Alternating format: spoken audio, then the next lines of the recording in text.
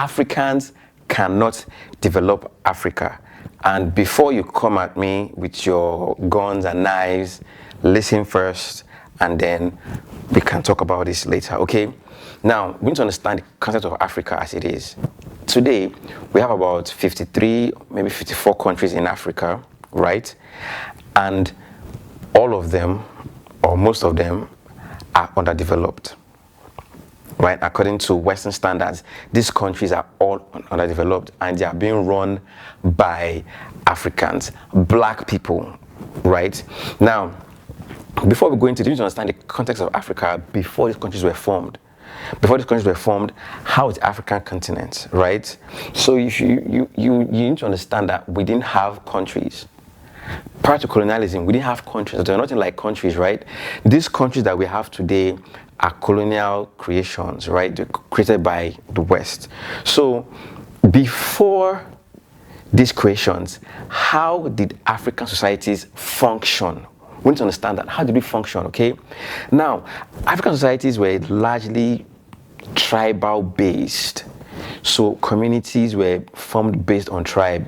People speak the same language or very similar languages, you know, worship the same deities, have the same customs, the same beliefs and traditions, and that is how Africa operated, okay? Even, you know, if you even check out all the so-called empires of Africa, how were they formed?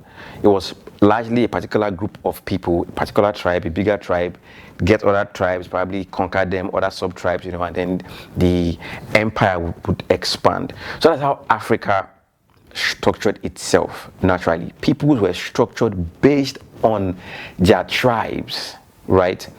Now, fast forward, we come in contact with the Europeans, right? And then the Europeans now, of course, colonialism and all that, and then the Berlin Conference of 1884.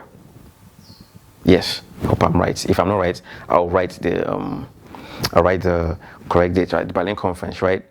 And then Africa was now shared into these countries that we have. So what we have today as countries in Africa are colonial structures. Let's get that. They're colonial structures. So that means that in every country you now have different tribes. I'm Nigerian, for example. In my country, we have over 250 different ethnic groups in Nigeria, right? Now, let's understand that prior to Lord Lugard, you know, Britain, amalgamating northern and southern Nigeria, these were different people. We have a situation whereby all these people are now together to form a country.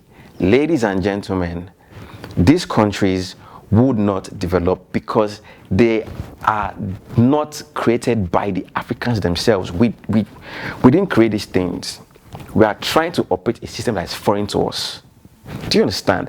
And that's why you find out that year in, year out, African countries don't develop. They're in the same circle of underdevelopment year in, year out. Most African countries got independence between 1959-ish and 60s, you know. Around that time, most African countries got their independence, but they are not developed. Now people say neocolonialism and all that. I have a video for that separately. But the fact is that we as Africans, we don't have what it takes to operate these colonial structures because I believe that we're not wired that way. And you can argue with this all you want, but the fact is that we can see it in the continent that no country is developing. We are trying to use these Western structures. Now, I do say that we did not learn properly from the colonizers, from the West. Because if we did, we'll be able to run our societies. Or we can actually even see how they're running societies and then implement that in our societies. But we don't see that, bro. Guys, we don't see that. Year in, year out, we are in a circle of underdevelopment because I believe that we don't have what it takes to run these structures that we have as in Africa today. These country structures that we have are not what we are used to. So you find out that Africans don't we don't have what it takes to function, you know, properly. Because whether we like it or not, this thing is strange to us. In Africa, you find out that people People are loyal to their tribes and not their country. My country, Nigeria, for example, what is a Nigerian? That's a video for another day, right? People are loyal to their tribes.